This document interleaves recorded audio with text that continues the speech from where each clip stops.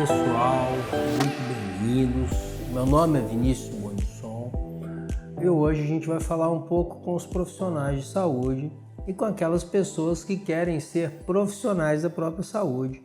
Eu sei que vocês adoram o conhecimento em medicina e vocês estão de parabéns por isso. Mas o fato é, existe uma causa muito importante de cansaço, que é a disfunção do eixo HPA. Então, essa disfunção do eixo HPA, que significa hipotálamo, hipófise, adrenal, tá? Então, hipotálamo, H, P é pituitária ou hipófise e A de adrenal. Disfunção do eixo HPA é uma doença que vem sendo diagnosticada com cada vez mais frequência e os profissionais de saúde têm muita dificuldade em fazer o diagnóstico. Então é muito simples, pessoal. Então a primeira coisa, não dá para você ficar tratando as pessoas com corticoide, com hidrocortisona base, com cortisol bioidêntico, sem você saber o que você está tratando. Isso é muito importante. Por quê? Porque se eu tenho um diagnóstico, eu vou ter um tratamento adequado. E eu vou orientar o meu paciente principalmente a respeito das doses que ele irá tomar, o que ele irá fazer se houver uma intercorrência médica, por exemplo, uma infecção, um infarto ou qualquer outro problema de saúde, mesmo um acidente. E o mais importante, como que eu vou fazer para chegar na resolução completa desse quadro e permitir que esse paciente recupere a sua saúde. Então essas perguntas eu preciso fazer. Então, se eu tenho um cortisol baixo, tá? A primeira coisa que eu tenho que perguntar é, onde está o problema? Então, é muito simples. Se o problema está na adrenal, a gente chama de insuficiência adrenal primária. E como que eu vou fazer esse diagnóstico? Dosando o ACTH. E eu, como endocrinologista, eu pego sistematicamente pacientes tomando cortisol sem saber o que eles têm. Eu falo assim, mas qual é o diagnóstico?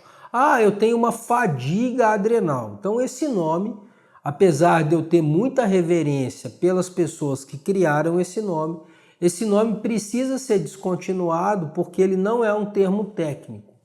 E é muito importante que a gente utilize os termos técnicos. Por exemplo, eu acho uma grande palhaçada você não poder falar flora intestinal, mas está tudo certo. Se eu preciso falar microecossistema intestinal humano, em vez de falar flora intestinal, por que eu não vou fazer isso?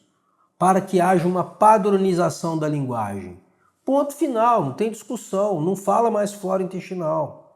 Agora, também não vou ficar falando que é errado falar flora intestinal, que é errado falar fadiga adrenal. O que para mim é errado é você tratar uma doença sem saber o que o paciente tem. Então, o que eu preciso fazer? O cortisol está baixo, de manhã, foi colhido de forma adequada, porque a maioria dos erros que acontecem pré-analiticamente. Ou seja, antes de colher o exame, por quê? Porque colhe na hora errada. Então, o paciente 10 horas da manhã vai colher um cortisol, não é para colher, por isso que é um erro pré-analítico, já começou errado antes de colher, antes de ir para a máquina. Então, por que chama pré-analítico? Porque tem análise. Para ter análise tem que tirar o sangue. Então, se eu colhi 10 horas, o erro aconteceu antes de colher. Pré-coleta. Por quê? Porque tem que ser ao acordar. Ok? Então, é assim, ó, muito simples. Eu tenho cortisol baixo. O que eu preciso dosar? O ACTH, que é o hormônio regulador da suprarrenal, que é secretado pela hipófise ou pela pituitária. Lembra que eu te falei? Disfunção do eixo HPA. Então, o que é a pituitária? A hipófise. Então, o que a hipófise secreta? A ACTH. Então, se eu tenho cortisol baixo com ACTH alto, eu tenho insuficiência adrenal primária. Não é disfunção do eixo HPA. Então, o que eu vou ter aí? Provavelmente, eu tenho uma adrenalite autoimune. O nome disso é síndrome de Addison e esse paciente tem que ser tratado e orientado muito bem. Porque se ele tiver uma intercorrência médica, ele vai passar mal. Ele vai ter um problema, eu preciso aumentar a dose de cortisol. E ele vai tomar provavelmente o medicamento para o resto da vida. E você vai falar, em caso de qualquer doença grave, qualquer intercorrência, você, por favor, dobre a dose e entre em contato comigo. Então eu fiz um diagnóstico. Agora, se eu tenho ACTH normal, aí que está o negócio. O que eu preciso fazer? Eu preciso dosar a aldosterona e a renina. Se eu tenho aldosterona baixa com renina alta, eu também tenho uma insuficiência adrenal primária. Se eu tenho aldosterona normal com renina normal, eu tenho uma disfunção do eixo HPA. Eu vou botar esse quadrinho para eles, Ivan. Deixa eu ver se eu acho aqui, ó. Tá? Então, assim, o que acontece, tá? Eu preciso fazer o diagnóstico. E se eu tenho um ACTH baixo com cortisol baixo? Aí já está feito o diagnóstico de disfunção do eixo HPA. Aí você vai avaliar os outros hormônios e vai ver se tem necessidade de fazer um exame de imagem da hipófise do hipotálamo, que é a ressonância nuclear magnética da cela túrcica, que é esse nome porque parece uma sela de cavalo que os turcos usavam. E aí eu analiso essa imagem e vejo se tem algum problema, o quê? Tumoral, algum cisto da aracnose, algum problema naquele local que esteja fazendo um prejuízo na produção de hormônio. Mas a maioria dos casos é relacionado com o quê? Com estresse, com má alimentação, com excesso de comida industrializada, com excesso de cobrança, com uma sensação de que não vale mais a pena, que minha vida foi um fracasso e que eu não fiz o que eu deveria para fazer. É o muro das lamentações: culpa, medo e cobrança excessiva por resultado. Essa é a tríade clássica para você ter e comer comida lixo. E também alimentar sua alma com lixo. Então você vai ter uma disfunção do eixo HPA.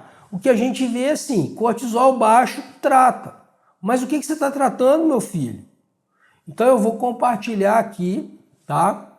Um cronograma, tá? Um fluxograma, na verdade, né? Então vocês vão criar um fluxozinho que eu compartilho nos cursos que a gente dá de hormônio. Então a gente faz um curso de endocrinologia integrativa sempre no primeiro e no segundo semestres. Então agora a gente vai estar começando a fazer o pré-curso. Então tem um pré-curso onde todos os alunos, seja de modulação do microecossistema digestivo, o que eles fazem? Eles têm uma noção básica sobre endocrinologia para depois chegar no avançado. E eu já vi aqui, eu já estou com esse quadrinho aqui, eu vou passar isso para o Ivan e o Ivan vai postar isso aqui no nosso vídeo, tá bom, Ivan? Então, pessoal, abram o olho, sejam bons profissionais, principalmente para vocês mesmos. E depois vocês fazem o diagnóstico e aí vocês tratam o paciente de forma adequada. Dar hidrocortisona base não é errado. Agora, dar hidrocortisona base sem saber o que o paciente tem, porque muda. Então, a conduta é diferente. Na insuficiência adrenal primária, eu preciso diminuir a resposta TH17, que são as doenças autoimunes. Já na disfunção do eixo HPA, eu preciso dar vitaminas, eu preciso ensinar essa pessoa a interpretar a vida de uma forma diferente, auxiliá-la, né? Porque os adultos, eles aprendem muita coisa, sobre várias coisas saudáveis e coisas não saudáveis. Então, o profissional completo do futuro, ele entende de neurociência, ele entende de comportamento, ele entende sistemas, que é isso que a gente também ensina ao longo da nossa jornada profissional para os clientes e para os alunos também. Você que é o meu aluno, que está aqui no canal, um grande abraço especial para você. Para você que não é, eu te convido a conhecer o nosso trabalho de educação médica continuada e o mais importante, que você saia daqui sabendo fazer um diagnóstico. E o tratamento é individualizado, mas você pode fazer com corticoides sintéticos, que não é a melhor escolha, principalmente para disfunção do eixo HPA, e é a melhor escolha para insuficiência adrenal primária, porque se o paciente tem uma insuficiência adrenal primária com cortisol muito baixo, já com perda de líquido, com aumento de potássio, com diminuição do sódio, quando eu não tenho corticoide, esse paciente, o cortisol base, por ter uma meia-vida muito curta, às vezes nem é o melhor caminho. Porque o paciente, ele tomando, por exemplo, um corticoide sintético, a gente consegue manejar melhor isso e esse paciente morre menos, principalmente quando ele tem uma intercorrência. Então, o que é bom? O hormônio bioidêntico? Claro que é, mas tem situações, principalmente nos casos graves de insuficiência adrenal primária ou síndrome de Addison, que os endocrinologistas conhecem muito bem, mas os outros médicos não sabem a gravidade dessa doença, e isso mata. Eu tenho uma história muito bonita nossa, tá? Do hospital que eu fiz residência, que é o Hospital da Lagoa. Quando você faz aborto, o aborto provocado sangra muito. E uma mulher, sem julgamento, tá? O aborto espontâneo provocado é a mesma dinâmica emocional, falta energia. Eu não mato o filho, eu mato o pai e a mãe dentro de mim. Então a agressão não é o filho, é uma autoagressão. E ela fez um aborto provocado e ela desceu, sangrou. E aí ela literalmente ficou 8 anos em coma, ninguém sabia o que ela tinha. E aí ela caiu no nosso hospital numa emergência, tá? Porque ela estava com uma ferida, porque ela estava muito tempo deitada. E aí a gente caiu no meu plantão, a gente fez os exames, ela tinha um potássio lá em cima e um sódio lá embaixo. E aí eu fui atrás da história dela. E aí a mãe dela falou assim, ó, ela foi fazer um aborto lá no Vidigal e no outro dia ela entrou em coma. Eu falei, batata, isso aí é uma insuficiência adrenal secundária, porque ela fez uma necrose hipofisária. Ela não produzia ACTH.